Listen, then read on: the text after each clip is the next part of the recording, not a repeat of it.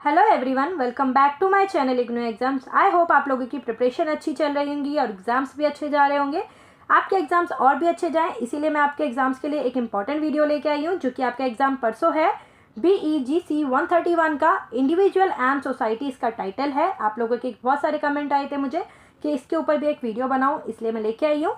ये आपका question paper होता है 3 घंटे का। 3 घंटे मिलते हैं आपको करने के लिए। 100 नंबर का आपका क्वेश्चन पेपर आता है।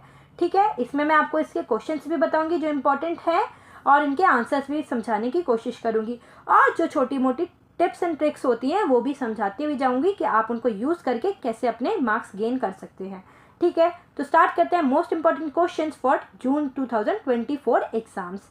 ठीक है, 2024 के जून के एग्जाम्स के लिए ये बहुत ज़्यादा इंपॉर्टेंट वीडियो है आपके लिए, तो मिस मत कीजिएगा, इसको एंड तक देखिएगा। स्टार्ट करते हैं क्वेश्चन नंबर 1 के साथ। क्वेश्चन नंबर 1 क्या आएगा आपके लिए?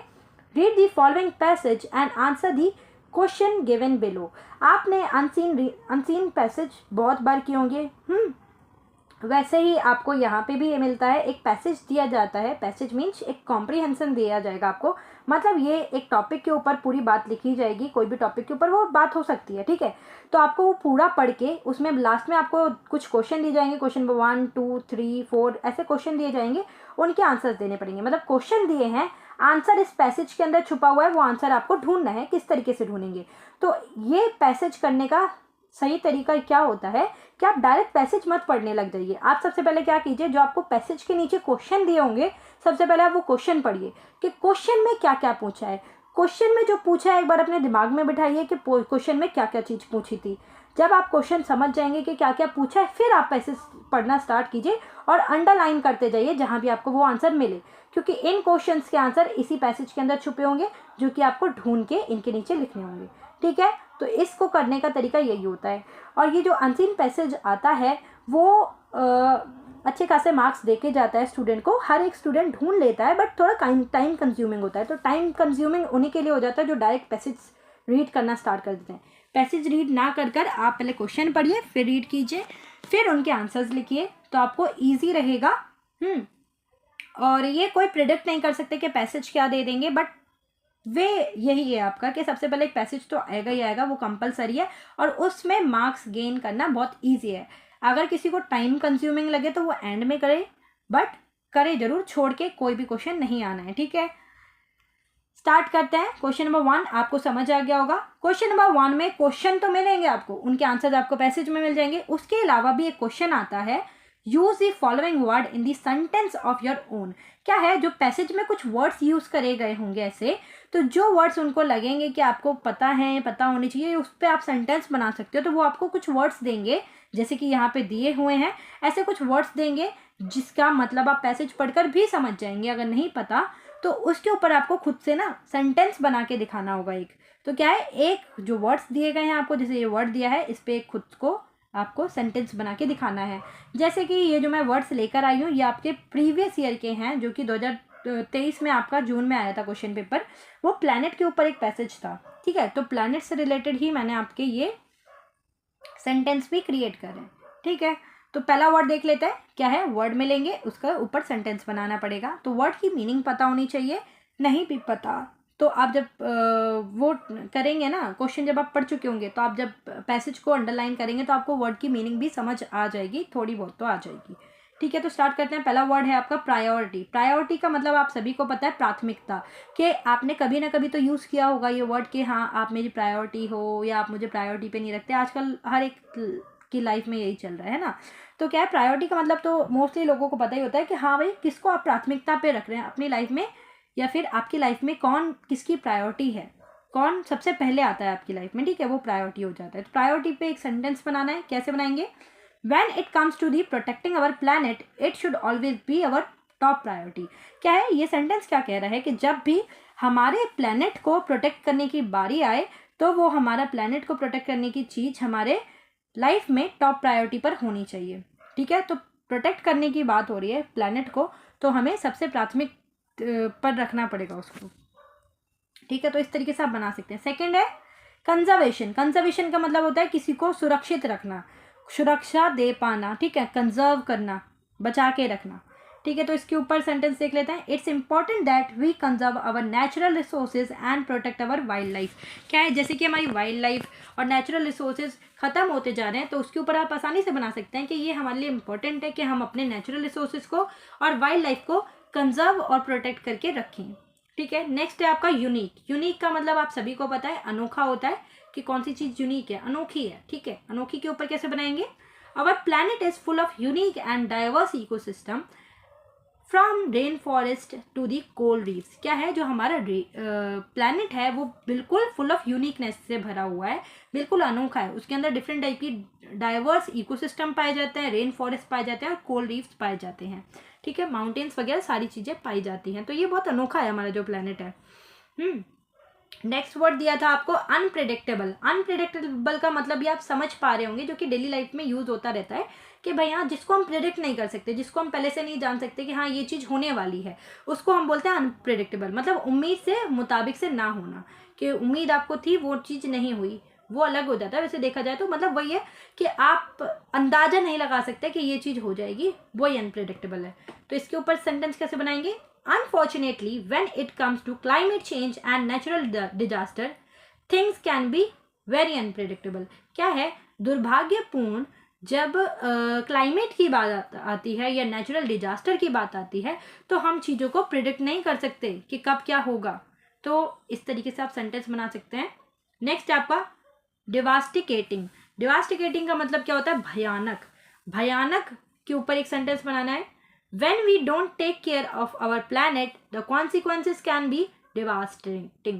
क्या है, अगर हम अपने प्लैनेट की केयर नहीं करेंगे, देखभाल नहीं करेंगे, तो उसके दुष्परिणाम स्वरूप हमें भयानक झेलने पड़ेंगे।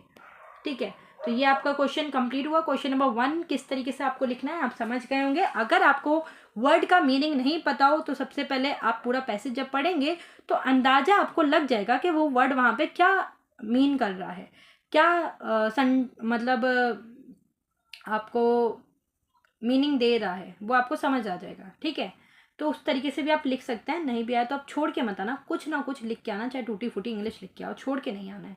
ठीक है, तो क्वेश्चन नंबर 2 है आपका, match the words in the column 1 column A with their meaning of column B. क्या है, आपको पहले एक क्वेश्चन नंबर 2 क्या मिलेगा कि कॉलम ए दिया होगा, कॉलम बी दिया होगा। कॉलम ए में कुछ वर्ड्स लिखे होंगे और उनके मीनिंग कॉलम बी में लिखे होंगे। तो आपको कॉलम 1 में जो वर्ड है उसका मीनिंग क्या है वो आपको मैच करना है। मैच ना करके आप सामने सामने लिखिएगा अपने आंसर शीट में जब भी लिखें, ताकि कन्फ्यूज़न क्रिएट नहीं होती है टीचर को। और ये भी अगर मीनिंग नहीं आया आपको तो आप कुछ ना कुछ करके आइएगा, मतलब किसी में भी इसका टिक कर दीजिएगा, किसी के भी सामने कोई भी लिख दीजिएगा अगर नहीं आता तो। बट थोड़ा बहुत हो जाता है कि टूटी फूटी इंग्लिश, मतलब आगे का वर्ड क्या लिखा है, पीछे का वर्ड क्या लिखा है, उसको ब्रेक डाउन करके इंसान उसकी मीनिंग समझ लेता है। वर्ड का भी नहीं समझ आता तो इस यहाँ जो मीनिंग लिखी होती है उससे थोड़ा बहुत समझ लेता है। जैसे कि लॉन्ग लास्टिंग बहुत ज़्यादा पूछा जाता है। लॉन्ग लास्टिंग का मतलब क्या है? जो ड्यूरेबल हो, ड्यूरेबल जो ज़्यादा चले, लॉन्ग लास्टिंग। तो ये ऐसे वर्ड पूछे जाते हैं कि यहाँ लिख देंगे ड्यूरेबल। ड्यूरेबल क्या है? जो लॉन्ग लास्टिंग हो। ठीक है, तो ऐसे मैच करना पड़ेगा आपको। इसको भी आप छोड़ के नहीं आएंगे। 50% चांसेस होते हैं कि आपका ठीक चला जाए जो आपने मैच किया हो। नेगेटिव तो नहीं है ना कोई मार्क, तो आप इसको किसी को भी नहीं छोड़ के आएंगे। क्वेश्चन नंबर 3 है आपका, fill in the blanks using the correct word from those given the below. क्या है, आपको कुछ ऐसे वर्ड्स दे दिए जाएंगे, उनको आप फिल इन द ब्लैंक्स में फिल करेंगे कि कहाँ पे कौन सा वर्ड आएगा। तो पहले आप वर्ड देखिए, have, do, shows, does, has, vacations, lose, vocation, lose, might. क्या है, लूज और लूज एक से वर्ड हैं, वेकेशन और वोकेशन भी एक सा लग रहा है, बट सबके मीनिंग अलग होते हैं। ठीक है, तो इनको कैसे यूज करना है वो देख लेते हैं। पहले दिया है आपको fill in the blank, dash your mother work in the school. क्या तुम्हारी मम्मी स्कूल में काम करती हैं? तो जब आप अपनी मदर के लिए पूछ रहे हैं, किसी की मदर के लिए पूछ रहे हैं, वो सिंगुलर है तो आप उसमें डज का यूज करेंगे। जैसे हम यू की बात करते हैं तो यू प्लूरल में आ जाता है। ठीक है, तो उसमें डू लगाते हैं, डू यू यूज करते हैं ना हम हमेशा। बट जब हम सिंगुलर की बात करेंगे तो डज आता है उसके साथ, तो इसमें आएगा does your mother work in the school. ठीक है, इन द स्कूल। सेकेंड है dash you have a pen that I can borrow. क्या तुम्हारे पास एक पेन है जो मैं बोरो कर सकता हूँ, जो मैं ले सकता हूँ? तो यू के साथ हमेशा डू आता है, तो इधर आ जाएगा do you have a pen that I can borrow. ठीक है, मैं इसमें आपको इतने अच्छे से नहीं समझा पाऊंगी अभी कि डू डज कहाँ यूज़ करना है, क्योंकि उसके लिए बहुत लंबी क्लास चाहिए और आप लोग मुझे वैसे ही कमेंट करते हैं कि मैडम 1 शॉर्ट वीडियो बनाइए, इतना लेंदी मत बनाइए, तो मैं इसीलिए ज़्यादा नहीं कर रही हूँ। अगर आप बोलेंगे तो मैं सोचूंगी कल करने की, क्योंकि अभी तो आपके पास टाइम है 1 दिन का और। ठीक है, तो नेक्स्ट है आपका I prefer to dash my dinner early. I prefer to have my dinner. Have का मतलब क्या होता है, यहाँ हैज़ हैव वाला हैव नहीं है, ये हैव मतलब होता है खाना, हैव मतलब खाना। तो क्या है, I prefer to have my dinner early, क्या है, मैं अपना डिनर जल्दी खाना पसंद करूंगी। My watch dash both date and time. क्या है, मेरी वॉच दोनों चीज दिखा रही है, टाइम और डेट भी। तो दिखाने का मतलब होता है शो, तो इसमें फॉर्म क्या लगेगी, शोज, जो कि दे रखी है ऑलरेडी, आपको कोई फॉर्म चेंज नहीं करनी है। तो मेरी वॉच दोनों डेट और टाइम दोनों दिखाती है। Dash the chief guest has arrived. तो यहाँ हैज आएगा या हैव आएगा, कि चीफ गेस्ट आ चुके हैं। तो यहाँ आएगा हैज। हैज क्यों आएगा, क्योंकि चीफ गेस्ट एक सिंगुलर है, तो has the chief guest has arrived. 6th है आपका I went to the cinema hall and watched both the morning and afternoon show. क्या दे मतलब आपने सिनेमा हॉल गए और आपने दोनों ही मॉर्निंग और इवनिंग के आफ्टरनून का क्या देखा, शो देखा। शो क्या होता है आपका, जो शोज लगे होते हैं ना, वो ये है, शोज देखे, दोनों के दोनों शो देखे। If you are not careful you may lose the document. क्या यहाँ पे आएगा लूज, मतलब खो दोगे आप अपने डॉक्यूमेंट, अगर आप केयरफुली नहीं रहे तो आपके डॉक्यूमेंट खो जाएंगे। हाँ, एक था लूज, ये वाला लूज भी था। लूज, ये वाला लूज का मतलब क्या होता है, जैसे आप कहते हैं मेरे ये कपड़े लूज हो गए, ढीले हो गए, तो ढीला होता है इसका मतलब। ये वाले लूज का मतलब होता है LOSE का मतलब होता है खो देना। ठीक है, तो ये थोड़ा मीनिंग पता होनी चाहिए, तभी आप कर सकते हैं। फिर भी नहीं आए तो आप तुक्का मार के आइएगा, छोड़ के नहीं आएगा। 8th है आपका I have decided to make music my vocation. क्या है, वोकेशन, वेकेशन अलग होती है, वेकेशन होता है छुट्टी, छुट्टी। ठीक है, तो इसमें आएगा वोकेशन, कि आप डिसाइड कर रहे हैं आपका म्यूजिक आपके वोकेशन के थ्रू बनेगा। I hope you will enjoy your vacation in the Singapore. क्या है, मैं उम्मीद करता हूँ कि आपकी छुट्टियाँ अच्छी बीतेंगी सिंगापुर में, तो वेकेशन आएगा यहाँ पे। Does he take the metro to go to work. क्या है, यहाँ डज आएगा, क्यों, क्योंकि ही है, ही एक सिंगुलर है, ही के साथ डज आता है। ठीक है, तो इसके अंदर आप आसानी से भर सकते हैं मेरे हिसाब से। तो क्वेश्चन नंबर 3 एक और तरीके से आता है, जो कि आपको पता होना चाहिए, थोड़ा बहुत मैं इसमें समझा दूंगी, कि बी की फॉर्म्स पूछी जाती है कि कौन सी बी की फॉर्म इसमें आएगी। तो बी की फॉर्म आप सोचेंगे बी होता है, बीन होता है, बीइंग होता है। तो बीइंग, बीन और बी के अलावा भी he, she, it, we, you, they, are, सारी चीज़ें इसके अंदर आती हैं। ठीक है, बी के अंदर कैसे कैसे आती हैं मैं बता देती हूँ। एक इन्फिनेटिव होता है जो हमारी बी होती है। पास्ट के लिए हम यूज़ करते हैं बीन, जो कि हम ज़्यादातर एक्टिव पैसिव वॉइस में भी यूज़ करते हैं। प्रेजेंट पार्टिसिपल के लिए बीइंग यूज़ करते हैं हम लोग। प्रेजेंट के लिए आई के साथ एम, ही, शी के साथ it, is, we, you, are, they, are use करते हैं। ठीक है, सिंपल पास्ट के साथ हम I, he, she, it, we, are, they, are use करते हैं।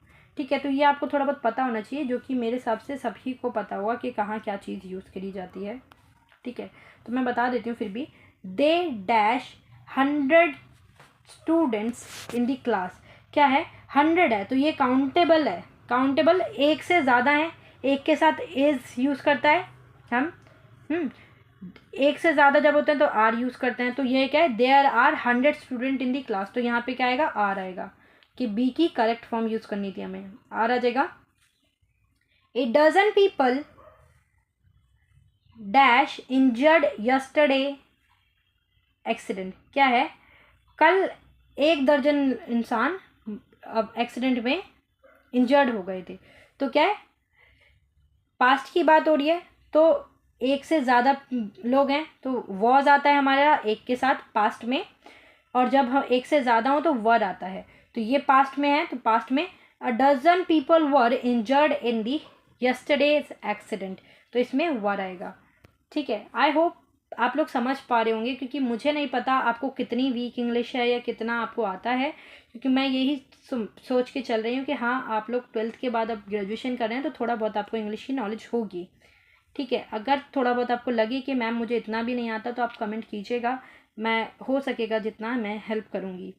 Dash your father live in the Delhi, क्या है इसमें आपको पहले ही बताया कि डू आएगा या डज आएगा। तो यू के साथ आता है डू और योर के साथ आता है, जो कि अब सिंगुलर है फादर, तो इसमें आ जाएगा does your father live in the Delhi, जो कि हम मेनली भी बोलते रहते हैं, कैजुअली भी बोलते रहते हैं ना। इसमें आपको पता है हैज़ या हैव आएगा, दोनों में से क्या आएगा। तो ये पहले भी हमने देखा, भी लास्ट में भी आया था पहले। Has the chief guest arrived already, क्या चीफ गेस्ट आ चुके हैं, तो चीफ गेस्ट सिंगुलर है तो हैज़ आ जाएगा।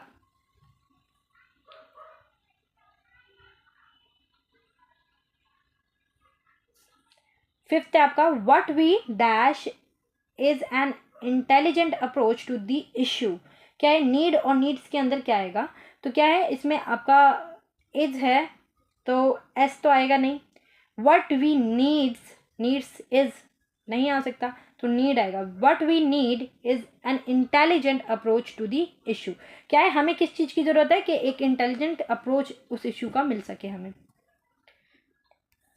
सिक्स्थ है आपका even the poorest child has the right to, क्या है एजुकेट की कौन सी फॉर्म आएगी यहाँ पे वो बतानी है। तो even the poorest child has क्या है हमारा फ्यूचर का सॉरी ये पास्ट में बोल दिया था ना मैंने शायद, सॉरी फ्यूचर का है। हैज़ हैड हो जाएगा हमारा पास्ट का, सॉरी आप लोग कमेंट करेंगे कि ये गलत बोल दिया।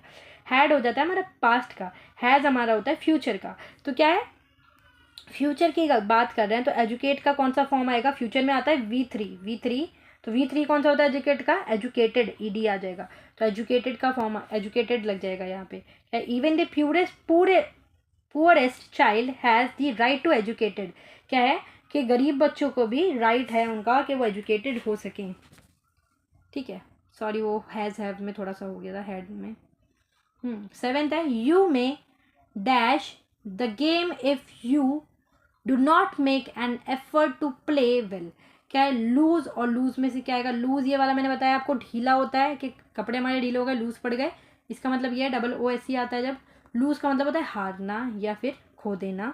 तो क्या है you may lose the game if you do not make an effort to play well, क्या है अगर इसमें क्या है तुम हार जाओगे अगर आप अच्छे से नहीं खेलोगे तो, ठीक है अच्छे से नहीं खेलोगे तो तुम हार जाओगे, यही तो मतलब हुआ इसका। तो इसमें लूज ये वाला लूज तो नहीं आ सकता कि तुम ढीले हो जाओगे तुम्हें ढीला हो जाएगा कुछ, ठीक है तो लूज आएगा इसमें LOSE। एट्थ है आपका history dash us that this was one of the royal palace of an great kingdom, क्या टेल की कौन सी फॉर्म आएगी वो बताना है। तो हिस्ट्री हमारी सिंगुलर है तो सिंगुलर के साथ हमारा ES आ जाता है ना, S आ जाता है या ES आ जाता है, तो इसमें आ जाएगा tells. History tells us the that this was once the royal place of a great kingdom, क्या हिस्ट्री हमें क्या बताती है कि ये हमारा रॉयल प्लेस था एक ग्रेट किंगडम का। नेक्स्ट है आपका yesterday we dash the ferry form of the mainland to the island, क्या है इसमें आपको टेक की करेक्ट फॉर्म बतानी है, मतलब आपको वर्ब के सारे फॉर्म पता होने चाहिए कि मेन वर्ब कौन सी होती है। वर्ब का मतलब तो पता होगा कि डूइंग चीज़ें, मतलब जिसमें कोई क्रिया हो रही है, क्या होता है वर्ब क्या होती है क्रिया, क्या है अगर कोई चीज़ हो रही है चल रही है फिर रही है, जैसे वॉक कर रहे हैं हम तो कर रहे हैं, हम कुछ लिख रहे हैं पढ़ रहे हैं बोल रहे हैं, तो जो चीज़ हो रही है क्रिया हो रही है कोई तो उसको बोलते हैं हम वर्ब, मतलब डूइंग वर्ब। तो ये टेक है तो टेक का कौन सा फॉर्म इसमें आएगा, कौन सी वर्ब आएगी, मतलब प्रेजेंट में हमारी V1 आती है, पास्ट में हमारी V2 आती है और फ्यूचर में हमारी V3 आती है। फोर्थ फॉर्म हमारी ING लगा के बनती है, जैसे हम लिखें राइट राइट की फॉर्म 1 2 3 के बाद जब राइटिंग लिख देंगे तो हम राइटिंग आ जाएगा, ठीक है। ये स्पेलिंग मत सोचना कि मैंने गलत लिखी है, ING, ठीक है। ING लगा के आपकी V3 बनती है और V5 बनती है आपकी S और ES लगा के, ठीक है। तो ये थोड़ा वर्ब की फॉर्म पता होनी चाहिए आपको। तो यस्टरडे की बात हो रही है तो आप पहले ही समझ गए कि पास्ट की बात हो रही है। तो पास्ट की फॉर्म क्या हो जाएगी, टेक की, टेक की पास्ट की फॉर्म क्या होती है, टुक। तो इस इधर आ जाएगा yesterday we took the ferry from the mainland to the island. क्या है, आपने कल फेरी को मेन लैंड से लेकर आइलैंड तक ले गए, ठीक है। नेक्स्ट है आपका, if I were the health minister I dash spend more money on the building the hospital. क्या है, कंडीशनल सेंटेंस में आपको बदलना है। Use the correct word to form a conditional sentence. Conditional sentence क्या हो जाता है कि जहां आपकी कोई कंडीशन आ रही है, जहां आप इफ या फिर कोई एज्यूम कर रहे हैं कि हाँ, जैसे इसमें इफ की बात आ गई, अगर मैं ये होता, अगर मैं वो होता, अगर ये हो जाता, काश ये हो जाता, काश वो हो जाता, तो उसमें कंडीशनल सेंटेंस बन जाते हैं वो। तो इसमें क्या कह रहे हो आप कि अगर मैं हेल्थ मिनिस्टर होता तो मैं ज़्यादा से ज़्यादा पैसे बिल्डिंग हॉस्पिटल को बनाने के लिए, हॉस्पिटल की बिल्डिंग बनाने के लिए ज़्यादा यूज़ करता, तो करता। तो इसमें आ जाएगा वुड, तो वुड लगाएंगे इसमें। विल नहीं आता कभी भी। कंडीशनल सेंटेंस में आप सोचेंगे कि करूँगा, तो उसमें तो विल आएगा, बट विल नहीं आता है, तो वुड आएगा ना। नेक्स्ट है आपका, the teacher encourages student dash who are hard working and sincere. क्या है, टीचर ने एनकरेज किया स्टूडेंट को कि कौन हार्ड वर्किंग और सिंसियर है। तो हु, विच और दैट में से कौन आएगा। विच हमारा जो नॉन लिविंग थिंग होती है उसके साथ यूज़ करते हैं हम, दैट यहाँ आ नहीं सकता। हु हम लिविंग थिंग के साथ यूज़ करते हैं, तो हु क्या आ जाएगा यहाँ पे, हु आ जाएगा। हु क्या मीनिंग देगा यहाँ पे, the teacher encourages student who are the working hard working and sincere. कि कौन, हु का मतलब हो गया कौन। क्या है कि टीचर ने एनकरेज किया कि कौन से स्टूडेंट हार्ड वर्किंग और सिंसियर हैं। तो ये आप समझ गए होंगे। अगर नहीं समझे तो आप मुझे एक बार कमेंट कीजिएगा, मैं दोबारा कोशिश करूँगी जितना हो सकेगा। नेक्स्ट आपका, you must stop smoking you will feel better. क्या है, आपको कंडीशनल सेंटेंस बनाना है। तो कंडीशनल का मैंने आपको बताया कि आपको लगाना पड़ेगा कि अगर, इफ एक मेन ऑब्जेक्ट हो जाता है, इफ नहीं, इसके साथ बहुत सारे आते हैं, अनटिल, अनलेस, और भी सारी चीज़ें आती हैं, बट आपको सेंटेंस को देखना पड़ेगा। मोस्टली तो इफ को ही यूज़ करते हैं हम लोग, जो कि बहुत ईजी हो जाता है करना। तो इसको कंडीशनल सेंटेंस में बदलना है। तो कंडीशनल सेंटेंस में क्या हो जाएगा, you must stop smoking you will feel better. क्या है, इसमें क्या बोला कि तुम स्मोकिंग छोड़ दोगे, ये नहीं आ रहा वैसे इसमें है कि बिल्कुल आप उसको इंस्ट्रक्ट कर रहे हो कि अगर तुम स्मोकिंग छोड़ दोगे, तो इसका सेंटेंस ऐसे बनेगा ना कि अगर तुम छोड़ दोगे तो तुम्हें ज़्यादा अच्छा, बेटर फील होगा। तो इसमें अगर लगाना है हमें, तो इसमें क्या लिखेंगे, if you stop smoking you will feel better. आप ये लगाएंगे, if you stop smoking you will feel better. अगर तुम स्मोकिंग छोड़ दोगे तो तुम बेटर फील करोगे, ठीक है। तो इस तरीके से आप इसको सेंटेंस को बनाएंगे। नेक्स्ट है आपका, dash Himalayas are the highest mountain in the Asia. तो क्या है, एक करेक्ट आर्टिकल यूज़ करना है। आर्टिकल आपको पता ही है, ए, एन और द हमारे आर्टिकल होते हैं, जो कि हमने बचपन से पढ़े हैं। ए हम एक के लिए ज़्यादातर यूज़ करते हैं, एन हम एक के लिए यूज़ करते हैं, बट जो वोवल आता है उसके पहले यूज़ करते हैं। यही पढ़ते आ रहे हैं आप। इतना भी याद रखोगे तो काफ़ी है, क्योंकि ये होता तो बहुत सारी चीज़ें हैं इसके अंदर के एन कब यूज़ करना है, और भी चीज़ें होती हैं वोवल के अलावा, बट इतना काफ़ी है अभी पता हो तो। द हम किसी चीज़ को हाईलाइट कर रहे हैं, जब कोई बड़ी चीज़ है तो यूज़ करते हैं, ठीक है। तो इसमें द आ जाएगा, the Himalaya are the highest mountain in the Asia, ठीक है। एक हिमालय तो है नहीं कि एक हिमालय है उसको हम हाईएस्ट बताएंगे, और कोई वोवल भी नहीं है, तो दी आएगा इसमें द। क्वेश्चन नंबर 2 आएगा आपके पास, fill in the blank with the correct form of the word in the brackets. क्या है, आपको दोबारा से फिल इन द ब्लैंक मिलेंगे, उसमें करेक्ट फॉर्म बतानी पड़ेगी। तो उसमें करेक्ट फॉर्म में ना ज़्यादातर आपसे पूछी जाती है वर्ब की फॉर्म, जो कि मैंने आपको पहले समझाई है। वर्ब की फॉर्म आपको सबसे पहले पता होना चाहिए कि V1 V2 V3 क्या होता है, पास्ट में कौन सी यूज़ करेंगे, प्रेजेंट में कौन सी करेंगे, फ्यूचर में कौन सी वर्ब यूज़ करेंगे, वो पता होनी चाहिए। तो वर्ब की 3 फॉर्म तो मिनिमम पता ही होनी चाहिए, ठीक है। तो वर्ब क्या है, उसकी फॉर्म क्या होती है, मैं अभी समझा देती हूँ, थोड़ा बहुत, ज़्यादा नहीं कर पाएंगे अभी। हाँ, और आपसे सबसे ज़्यादा पूछा जाता है आर्टिकल। आर्टिकल जो मैंने अभी समझाए, ए, एन, द। प्रपोजिशन भी पूछा जाता है, तो प्रपोजिशन, आर्टिकल और और क्या है, वर्ब की फॉर्म में आपको समझा देती हूँ थोड़ा बहुत, ताकि आपको सेंटेंस मिले तो आपको पता है कहाँ क्या यूज़ करना है, ठीक है। तो फॉर्म ऑफ वर्ब क्या है, the different form of verb, there are 3 main form of the verb. Verb आपको पहले ही पता है, वर्ब क्या है, क्रिया, कोई चीज़ हो रही है, क्रिया, डूइंग वर्ब, डूइंग चीज़ें, जो भी आप कर रहे हो, जो भी एक्शन चीज़ें होती हैं, एक्शन वाली चीज़ें होती हैं, वो उनको बोलते हैं वर्ब, ठीक है। तो 3 टाइप की वर्ब्स होती हैं, एक बेस फॉर्म होती है, एक पास्ट फॉर्म होती है, और पार्टिसिपल फॉर्म होती है। 3 फॉर्म होती हैं ये। तो कौन सी होती है, the base form is the most basic form of the verb. क्या है, जो बेस फॉर्म होती है ना, वो बहुत बेसिक फॉर्म होती है वर्ब की, मतलब V1 होता है बेस फॉर्म। जैसे कि वॉक, वॉक मतलब हम चल रहे हैं, तो वो बेस फॉर्म हो जाएगी वॉक, ठीक है। The past form is use to describe an action that has already happen. Past form क्या होगी, कि पास्ट में वो चीज़ हो चुकी है, मतलब आपने वॉक कर ली है, तो आप उसको कैसे दर्शाएंगे, वॉक मतलब अभी आप करोगे, तो इसमें ed लगा देंगे, तो ये वॉक्ड की सेकेंड फॉर्म बन जाएगी, like walked. And the past participle form is use to describe an action that has been completed. क्या है, पास्ट की एक फॉर्म होती है पास्ट पार्टिसिपल, उसमें क्या होता है कि आप वो चीज़ कर चुके हो, पास्ट में आपने वो कर ली है, तो उसकी थर्ड फॉर्म आती है V3, जिसकी वॉक की भी थर्ड फॉर्म होती है वॉक्ड, तो ये थर्ड फॉर्म भी वॉक्ड ही हो जाएगी, ठीक है। तो ये होती हैं आपकी वर्ब की फॉर्म, जो कि आपको पता होना चाहिए। हर एक फॉर्म में यहाँ नहीं बता पाऊंगी क्योंकि आपके पास टाइम कम है। थर्ड आपका है नेक्स्ट आर्टिकल। आर्टिकल बहुत ज़्यादा पूछा जाता है कि कौन से सेंटेंस में क्या आर्टिकल आएगा, ठीक है। Article are the words that come before a noun and indicated whether the noun is specific or general. क्या है, जब भी कोई नाउन आता है तो उस नाउन से पहले एक आर्टिकल हम यूज़ करते हैं, ताकि हम बता सकें ये स्पेसिफिक या जनरल कौन सा नाउन है, ठीक है। There are 2 type of article. हमारे पास 2 टाइप के आर्टिकल होते हैं, कौन से, डेफिनाइट और इनडेफिनाइट, 2 टाइप के हैं। क्या है, डेफिनाइट आर्टिकल इज द, ये द हमारा जो होता है डेफिनाइट आर्टिकल होता है, and it's used for specific noun. हम जो द यूज़ करते हैं ना, वो बहुत स्पेसिफिक नाउन के साथ यूज़ करते हैं, ठीक है। नाउन मतलब वही है कि राम, मीना, नीना, रानी, मतलब जिसके बारे में हम बात कर रहे हैं वो नाउन हो जाता है ना।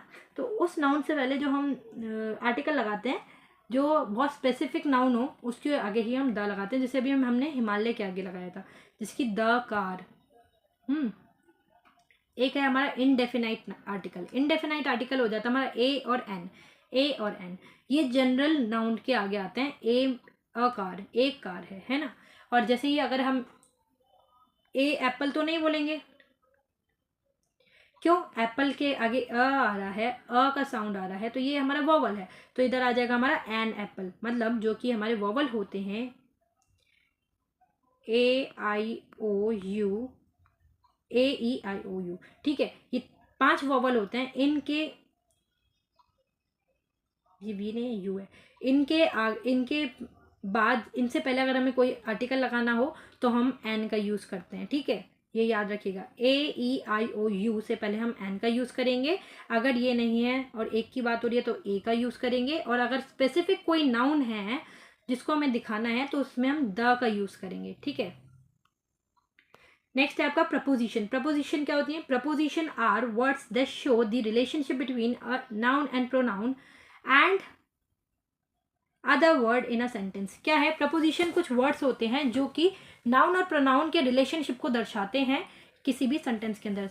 क्या है, संज्ञा और सर्वनाम के रिलेशनशिप को दर्शाते हैं जो भी वर्ड्स, उनको हम प्रपोजिशन बोलते हैं। प्रपोजिशन कौन कौन से हो जाएंगे, they help the indicate time, location, direction and mode. क्या है, जो प्रपोजिशन हम यूज़ करते हैं वो क्या क्या दर्शाता है हमें, कि टाइम को, लोकेशन को, डायरेक्शन को, और भी बहुत सारी चीज़ों को हमें दर्शाते हैं ये preposition. Some common preposition include in हो गया हमारा कॉमन प्रपोजिशन, जो कि मोस्टली आता है ऑन। इन मतलब हो जाता है अंदर, ऑन मतलब ऊपर, अप, एट, टू, फ्रॉम। ये कॉमन प्रपोजिशन है जो कि मेनली यूज़ होते हैं, कॉमनली यूज़ होते हैं, जो कि आप अपने एग्जाम में भी देख सकते हैं, यूज़ करके यूज़ हो जाएंगे हर एक सेंटेंस में। ज़्यादातर यही होंगे, इससे ज़्यादा बाहर जाता नहीं है। तो ये मैंने कुछ प्रपोजिशन, नाउन नहीं, आर्टिकल और फॉर्म ऑफ वर्ब्स बताई हैं, जो कि आपके सेंटेंस में यूज़ हो सकती हैं, और मैं उम्मीद करती हूँ आपको समझ आ गई होंगी। तो ये आपका एक मतलब जो बेसिक ग्रामेटिकल पार्ट होता है ना वो कंप्लीट हो गया। अब आपका आ जाता है थोड़ा राइटिंग पार्ट। तो राइटिंग पार्ट जो कि इम्पॉर्टेंट है, हर बार ही आता है और इतना ही आएगा जो मैं टॉपिक आपको बता रही हूँ। टॉपिक चेंज हो जाएगा बट आएंगी चीज़ें सेम। क्या है, क्वेश्चन नंबर 5 में आपको मिलेगा स्पीच राइटिंग। एक आपको स्पीच लिखनी पड़ेगी क्वेश्चन 5 में या फिर 8th में आपको ये स्पीच राइटिंग मिलेगी।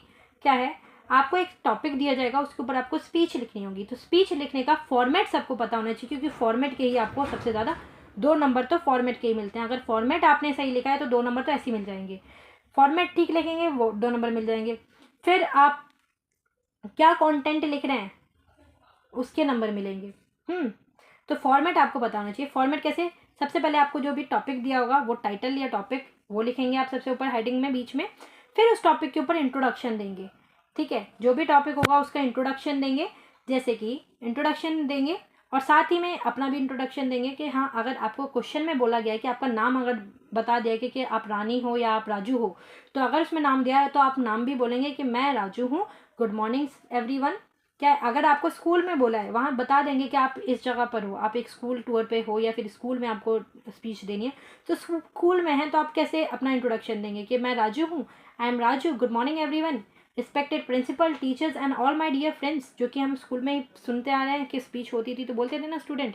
तो वैसे ही आप अगर स्कूल में उसमें दिया गया है कि आप स्कूल में हैं, जिसमें आपको क्वेश्चन दिखा देती हूँ, आपको कन्फ्यूजन हो रही होगी। क्वेश्चन ऐसा आता है, you have been invited to make a speech to a group of school student on the topic career option available for the student in the India today.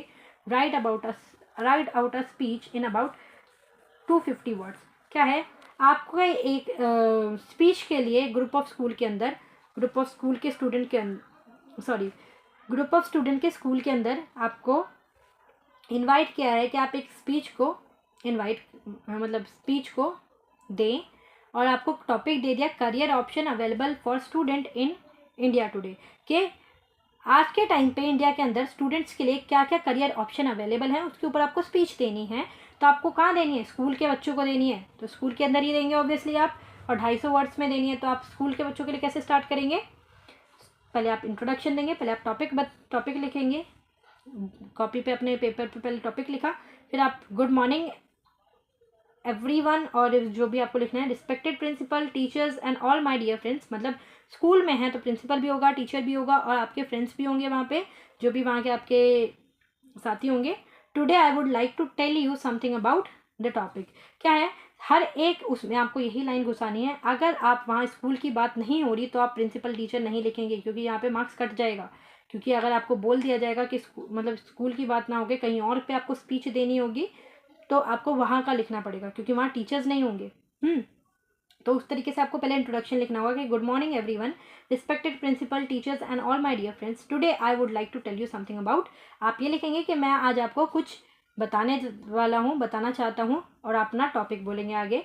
ठीक है, आप अपना टॉपिक बोलेंगे, फिर उसके बाद अपना क्या लिखेंगे, एक बॉडी लिखेंगे। मतलब जो भी आपको टॉपिक के बारे में पता है, टॉपिक की इंट्रोडक्शन, जैसे कि कैरियर ऑप्शन, तो इंट्रोडक्शन देंगे, उसका डेफिनेशन, अगर कोई चीज़ है तो डेफिनेशन लिखेंगे, फिर उसके ऊपर क्या क्या फीचर्स हैं उसके वो बताएंगे। फिर अगर कोई टॉपिक ऐसा है कि जिसके एडवांटेजेस और डिसएडवांटेजेस भी होते हैं तो वो भी लिखेंगे।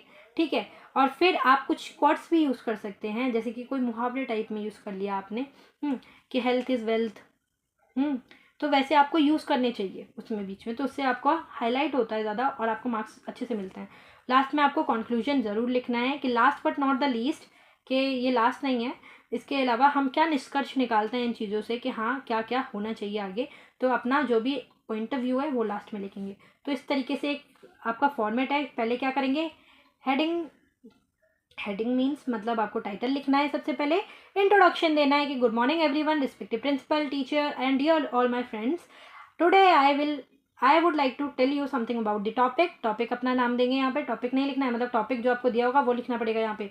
फिर आप इंट्रोडक्शन देंगे उस टॉपिक के बारे में जो भी आपको पता होगा, फिर फीचर्स लिखेंगे, एडवांटेजेस डिसएडवांटेजेस लिखेंगे, कुछ क्वार्ट्स यूज़ कर सकते हैं तो यूज़ कर लेंगे, और फिर बाद में उसका कंक्लूजन लिखेंगे। तो ये एक तरीका होता है। मैं इसका एग्जांपल दिखा देती हूँ जो लास्ट ईयर पूछा गया था। तो ये देखिए आप कैसे लिखते हैं। Question number 5, you have been invited to make a speech to a group of school student on the topic. क्या है, आपको इन्वाइट किया गया है कि आपको स्पीच देना है एक स्कूल के ग्रुप के बच्चों को टॉपिक क्या दिया है, career option available for student in India today. और आपको टॉपिक दिया गया है कि कौन कौन से कैरियर ऑप्शन अवेलेबल हैं स्टूडेंट के लिए इंडिया के अंदर अभी। उसके ऊपर आपको 250 वर्ड में स्पीच लिखनी है। तो वर्ड लिमिट भी दिया है कि 250 वर्ड मिनिमम लिखना ही लिखना है। ठीक है, तो आप स्टार्ट करेंगे, कैसे लिखेंगे, सॉरी मैंने यहाँ पे टाइटल नहीं लिखा, आप यहाँ पे पहले टाइटल लिख दीजिएगा ऊपर, career option available for the student in the India today. यहाँ पे आप पहले अपना टाइटल लिखिएगा, छूट गया वो लिखना। ठीक है, फिर आप स्टार्ट कीजिएगा। Good morning respected principal, teachers and all my dear friends, today I would like to tell you something about the various career option available for the student in the India. ठीक है, आपने heading अपना introduction दिया, फिर start करेंगे आप career option के लिए इंट्रोडक्शन देंगे। The world is evolving at a rapid pace and so are the career choices. It essential to know what options are out of there and how can we pursue them. क्या है, आप पूरा पहले introduction कैसे देंगे कि हमारा जो इंडिया है, जो वर्ल्ड है, वो इतनी जल्दी जल्दी इवॉल्व हो रहा है, इतना तेज़ी से इवॉल्व हो रहा है, जिसमें हमें अपने करियर ऑप्शन को चूज़ करना चाहिए कि हमें कौन कौन से करियर ऑप्शन कैसे कैसे करना है, तो वो जानना हमारे लिए बहुत एसेंशियल है। तो फिर आप उसको बता दिया अपने करियर को लेकर, फिर आप स्टार्ट करेंगे एक एक करियर के साथ। क्या है, firstly let's talk about engineering. सबसे पहले हम बात करते हैं इंजीनियरिंग की, इंजीनियरिंग करियर के ऊपर। It's one of the most popular career choose in the India. ये एक मोस्ट पॉपुलर करियर है जो कि इंडिया के अंदर चूज़ किया जाता है। With the advancement of the technology, the demand of engineers in only increasing। क्या है, इंजीनियरिंग के अंदर इतनी एडवांसमेंट टेक्नोलॉजी होती है जिसकी वजह से हमारी इंजीनियरिंग की डिमांड बढ़ती ही जा रही है दिन पे दिन।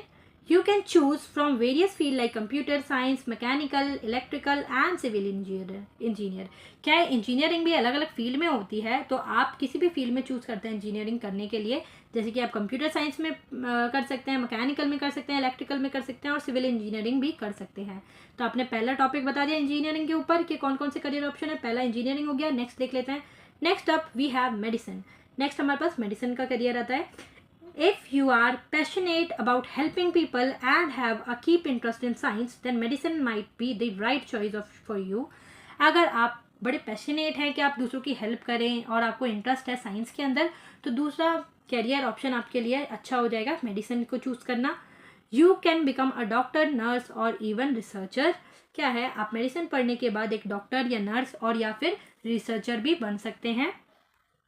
थर्ड कैरियर ऑप्शन आप बता सकते हैं। The third option is law. If you are good at arguing and have a passion for justice, then law might be the perfect fit for you. You can become a lawyer or even a judge। क्या है, third option आप बता रहे हैं law के अंदर। क्या है, अगर आप आर्ग्यू करने में बहुत बढ़िया हैं, कि आप आर्ग्यूमेंट अच्छे से कर लेते हैं और आपका पैशन है कि आप जस्टिस दिलाएं, लोगों को इंसाफ दिलाएं, तो आपके लिए लॉ सबसे बढ़िया कैरियर है और आप लॉ पढ़कर लॉयर भी बन सकते हैं और जज भी बन सकते हैं। ठीक है, तो आपने ये तीसरा करियर भी बता दिया। Another popular choice is management. दूसरा नेक्स्ट पॉपुलर चॉइस कौन सी होती है इंडिया के अंदर, management. With the growth of business in India, the demand of skilled managers is on the rise. क्या है, जैसे कि हमारी इंडिया के अंदर बिजनेस बढ़ता ही जा रहा है, तो मैनेजर्स की भी डिमांड बढ़ती ही जा रही है। You can specialize in area like finance, marketing, human resources and operations। क्या है, अगर आप मैनेजमेंट करते हैं, उसमें परस्यू करते हैं अपना करियर, तो आप स्पेसिफिक एरिया के अंदर जा सकते हैं, फाइनेंस के अंदर, मार्केटिंग के अंदर, ह्यूमन रिसोर्सेज के अंदर और कुछ टाइप के ऑपरेशंस के अंदर भी जा सकते हैं। Apart from these traditional career, there are also some unconventional choice like photography, event management, fashion designing and even entrepreneurship। क्या है, इन कैरियर के अलावा भी कुछ कैरियर ऑप्शन होते हैं, ट्रेडिशनल कैरियर ऑप्शन जो कि लोग करते हैं, जैसे कि अनकन्वीनियंस चॉइस होती है लोगों की, जैसे फोटोग्राफी भी चूज़ करते हैं लोग, इवेंट मैनेजमेंट भी करते हैं, फैशन डिज़ाइनिंग भी आजकल करते हैं और एंटरप्रेन्योरशिप भी करते हैं। ठीक है, तो आपने ये डिफरेंट टाइप के कैरियर ऑप्शन बता दिए। ठीक है, जितने भी आपको पता थे उनके एडवांटेजेस डिसएडवांटेजेस तो नहीं है इतने, बट आप इसको लिख सकते हैं इस तरीके से। फिर आप लास्ट में अपना लिखेंगे कंक्लूजन, जो कि मैंने बताया था, आप ऐड कीजिएगा एक line. Last but not the least, there are plenty of careers option available for the student in India today. क्या है, ये लास्ट नहीं है, ये मतलब ये ख़त्म नहीं हो गया यहाँ पे कि जितने आपने कैरियर्स बता दिए, इसके अलावा भी बहुत सारे कैरियर्स अवेलेबल हैं इंडिया में स्टूडेंट्स के लिए। It's essential to choose a career that align with your interest and passion. क्या है, कंक्लूजन में आप क्या बताते हैं, निष्कर्ष बताते हैं। कंक्लूजन का मतलब ये होता है निष्कर्ष, मतलब कि जो आपने बताया उसको पढ़ने के बाद आपका क्या निष्कर्ष निकल रहा है कि आपको क्या करना चाहिए। तो क्या है, आपने पहले बताया कि यही आपके करियर ऑप्शन नहीं ख़त्म हो जा रहे, उसके अलावा भी बहुत सारे हैं। और ये असेंशियल चीज़ है, ये इंपॉर्टेंट चीज़ है कि आपका इंटरेस्ट और आपका पैशन किस जगह पर जाता है, उसके अकॉर्डिंग आप अपना करियर चूज़ करेंगे। With hard work and dedication you can achieve success in any field you choose, so go ahead and explore your options। क्या है, अगर आपके अंदर वर्क हार्ड करने की एबिलिटी है, डेडिकेशन है, तो आप किसी भी फील्ड में अपना सक्सेस पा सकते हैं। इसीलिए आप जाइए और अपने अच्छे अच्छे कैरियर ऑप्शन चूज़ कीजिए। तो इस तरीके से आप एक अपना स्पीच लिख सकते हैं जो कि मैंने बताया। तो आई होप आप लोगों को समझ आया होगा किस तरीके से आप लोग को लिखना है। तो मिलते हैं नेक्स्ट वीडियो में। कल मैं आपको डायलॉग राइटिंग बता दूंगी, मॉर्निंग में ही मिल जाएगी आपको वीडियो। तो थैंक यू फॉर वॉचिंग, मिलते हैं नेक्स्ट वीडियो में। और आपको पसंद आया हो तो एक लाइक शेयर सब्सक्राइब कीजिएगा ज़रूर, और एक प्यारा सा कमेंट भी कीजिएगा। मिलते हैं नेक्स्ट वीडियो में। Thank you so much for watching.